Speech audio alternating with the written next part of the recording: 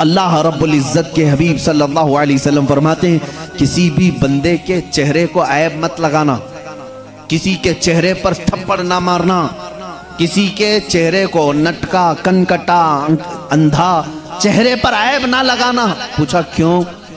कहा कि सारा जिस्म जो गूंधा गया, जब बनाया जा रहा था, मिट्टी से बनाया जा रहा था, तो फरिश्तों को हुक्म दिया गया था कि इनकी उंगलियां बनाएं, हाथ बनाएं, पैर बनाएं, जिस्म बनाएं।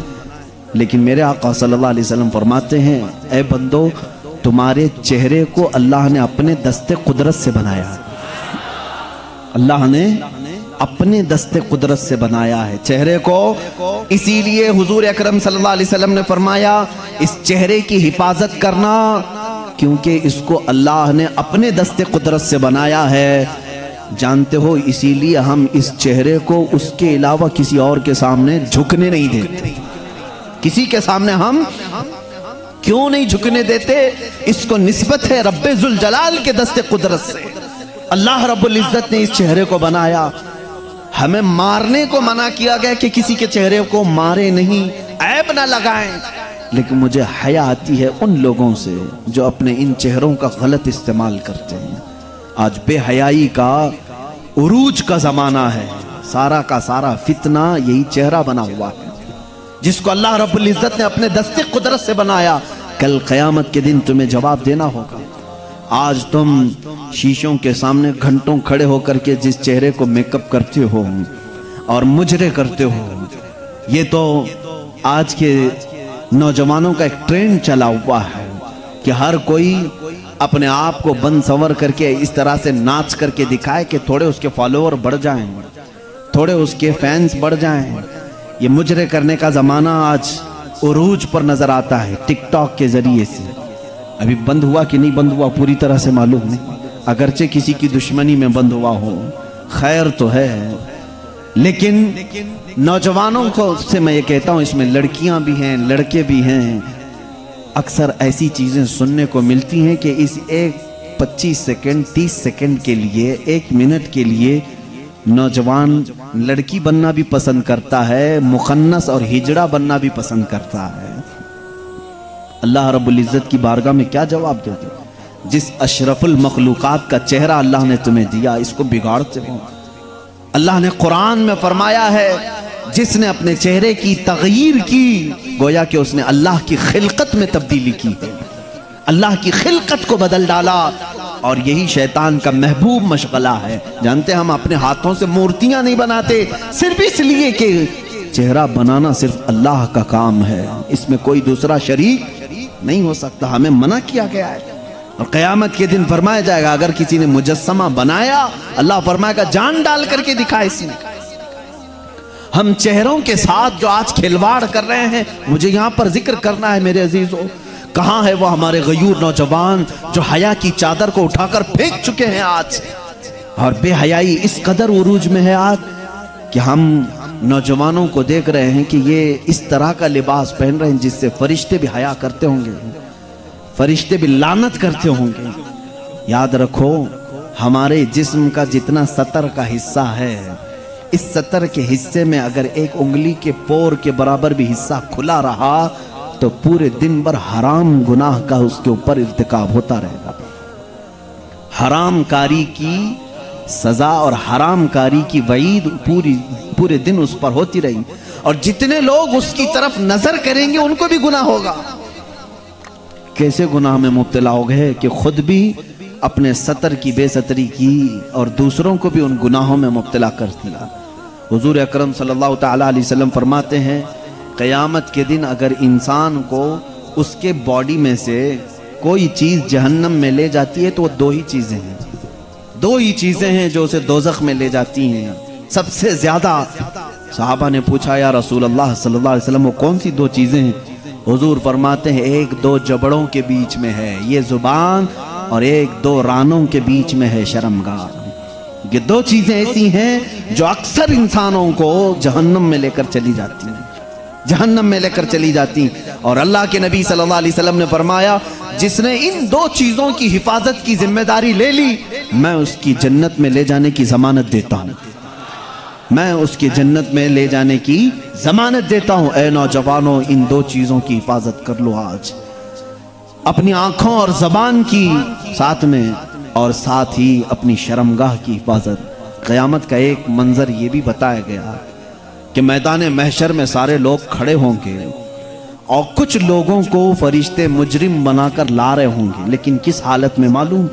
वो पूरे नंगे होंगे, पूरे बेलिबास होंगे, और फरिश्ते लोहे की सलाखों को आग में तपा करके उनकी शर्मगाहों पे मार रहे होंगे, जिससे जलने की खतरनाक बदबू आ रही होगी, और उनकी शर्मगाहों को मारा जा रहा होगा। उसमें औरतें भी होगी, मर्द भी होंगी। उनकी शर्मगाहें जैसी जलती होंगी, खतरनाक किस्म का पीप वहां से निकल रहा होगा। पूरे महशर वाले उनकी इस सजा को देख करके दहल जाएंगे, मैदान महशर हिल जाएगा। आखिर ये कौन लोग हैं? फरिश्ते कहेंगे ये वो लोग हैं जो अपने सतर की दुनिया में हिफाजत नहीं करते थे, अपनी शर्मगाहों के साथ खिलवाड़ किया, अल्लाह की ये अमानत थी, इनका गलत इन्होंने इस्तेमाल किया, जिना के लिए और बेहयाई के लिए इन्होंने इसका इस्तेमाल किया। इस बात पर हजारों नहीं लाखों लोग दोज़ख में जा रहे होंगे। आज दुनिया पूरी के पूरी एड़ी चोटी का जोर लगा चुकी है उम्मत मुस्तफ़ा के नौजवानों को बेहया बना दिया जाए, हमारी बच्चियों को बेआबरू कर दिया जाए। इसीलिए जानते हैं आप, आज के दौर में, पहले से इन लोगों ने बड़ी कोशिशें की थी औरतों को नंगा करने की, स्कर्ट पहना करके, हाफ कपड़े पहना करके, लेकिन जब अपने फैशन से ज्यादा मुतासिर नहीं कर सके तो इन्होंने मोबाइल को हमारे सबके हाथों में थमा कर, इंटरनेट डालकर इसमें कसीर किस्म की गलीज वेबसाइट भर दी, हर एक के हाथ में इख्तियार दे दिया। रात की तन्हाई में जब तू बैठे तो गलीज किस्म की चीजें देख और अपनी शर्मगाह से खेल। आज अक्सर नौजवानों का तबका इसमें मुलव्विस है, और कितनों ने अपने हाथों से अपने जिस्मों को बर्बाद कर लिया है, तबाह कर लिया है। उन्होंने अपनी जिंदगी को भी तबाह किया और अपनी आखिरत को भी तबाह किया है। कई ऐसे जवान हैं जो आज शादी की उम्र को आ चुके और रोते हैं क्योंकि अपने हाथों से उन्होंने तबाह कर लिया है। अल्लाह ताला ने मनी का एक कतरा जो तुम्हें दिया है, पूरे दुनिया के माजून मिलके वो कतरा नहीं बना सकेंगे। तुम्हें मालूम नहीं है, वो बहुत ही कीमती जौहर है जिसको लोग जाया करने के लिए आज मजे लेते हैं। अजीजा ने गिरामी, ये हया मुझे आज जरूर अर्ज करनी है। दुनिया पूरी की पूरी एड़ी चोटी का जोर लगा चुकी है तुम्हें बेहया करने के लिए। ये फिल्मों का जाल, ये सीरियल का जाल, ये इंटरनेट का वबाल, ये सब कुछ तुम्हारे अखलाक पर डाका डालने के लिए है। देखो आज बच्चियों को देखो, किसको आइडियल मानती हैं? ये फिल्मों को देख करके, सीरियल को देख करके ख्वाब सजाती हैं कि मेरे निकाह भी ऐसी ही किसी से होना चाहिए, मेरी शादी ऐसी से होना चाहिए। लड़के यही ख्वाब सजा करके बैठते, मेरी दुल्हन ऐसी ही होनी चाहिए कि उसका हुस्न ऐसा हो। मेरे अजीजों, ये जादूगरी है जो पर्दे पे दिखाई जा रही है, जादूगरी है। उनकी खुद की लाइफ में वो सारी चीजें नहीं है जो फिल्मों में दर्शाई जाती हैं। तुम कहां इनके पीछे पागल बन जाते हो? तुम्हारे लिए आइडियल अगर कोई जात हो, लड़कियों के लिए मैं कहता हूं कि तुम्हारी जिंदगी चंद लम्हों की है, चंद दिनों की है, चंद सांसों की है। अगर हमेशा का ऐश चाहती हो तो आइडियल सैयदा कायनात फातिमा ज़हरा को बनाओ, और हर दूल्हा, हर नौजवान हैदर कर्रार को अपना आइडियल बनाए, नमूना अमल उनको बनाए। पूरी जिंदगी तुम जिनके हाथों तबाह कर रहे हो, क़यामत के दिन इसका हिसाब होगा। 2 आयतें पढ़ता हूं मैं, समझ जाओ। मुझे उम्मीद है कि हमारे बच्चे तौबा कर लेंगे, मुझे उम्मीद है कि हमारा नौजवान तौबा करेगा, और अल्लाह रब्बुल इज्जत की जब उसे याद दिला दी जाए, इंशाअल्लाह दिल में अगर ईमान का एक जर्रा भी बाकी है वो पलट जाएगा। मेरा मौला कुरान में फरमाता है, तुम जिन हाथों से खेल रहे हो, जिन अपने आज़ा से खेल रहे हो, ये मत समझना कि कोई नहीं देख रहा। मौला अली करमल्लाहु वजहुल करीम फरमाते हैं, मैंने जिंदगी में 2 चीजें देखी कि जब तन्हा हो तो डर जाना, इसलिए कि गवाह भी वही है, हाकिम भी वही है। गवाह भी वही है, हाकिम भी वही है। कोई दूसरा तुम्हारी गवाही देने के लिए आएगा नहीं, खुद अल्लाह गवाह है। और हाकिम कौन है क़यामत के दिन? वही हाकिम है।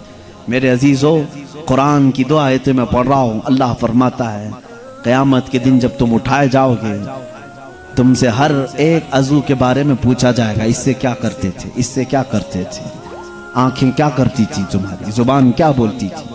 थोड़ी देर के बाद सूरह यासीन में अल्लाह फरमाता अल-यौमा नख्तिमु अला अफ़वाहिहिम व तुकल्लिमुना अयदीहिम व तशहदु अर्जुलुहुम बिमा कानू यक्सिबून। अल्लाह फरमाता है चुप रहो, आज के दिन हम तुम्हारे मुंह पर मोहर लगा देंगे, तुम्हारे हाथ हमसे बात करेंगे, तुम्हारे पैर हमसे बात करेंगे, जो कुछ तुम करते थे वो सब की गवाही देंगे। और 24वें पारे में चल करके आयत आती है वक़ालू लिजुलूदिहिम लिमा शहिदतुम अलैना क़ालू अंतक़ना अल्लाहु अल्लज़ी अंतक़ कुल्ल शै। ये हमारे जिस्मों की चमड़ियां उस दिन बात कर रही होंगी, हत्ता के रिवायत में है रान की चमड़ी बोलेगी कि ये क्या क्या करता था। ये इंसान घबरा करके कहेगा अपनी चमड़ियों से, तुम्हें क्या हो गया, तुम तो बोलती नहीं थी दुनिया में, तुम कैसे मेरे खिलाफ खड़े हो गए। वो चमड़ियां उस वक्त भी कहेंगी कि तू आज खामोश हो जा, तेरी जुबान दुनिया में थी और आज अल्लाह ने हमें बोलने का मौका दिया है, ये सब हमारे खिलाफ खड़े हो जाएंगे। इसलिए मेरे अजीजों, ऐ नौजवानों, ये जिंदगी बड़ी कीमती है जो अल्लाह ने तुम्हें अमानत के तौर पर दी है। रात की तन्हाइयां अगर तुमने अपनी हिफाजत में नहीं रखी तो क़यामत के दिन मजमे आम में रुस्वा होना पड़ेगा, जलील होना पड़ेगा।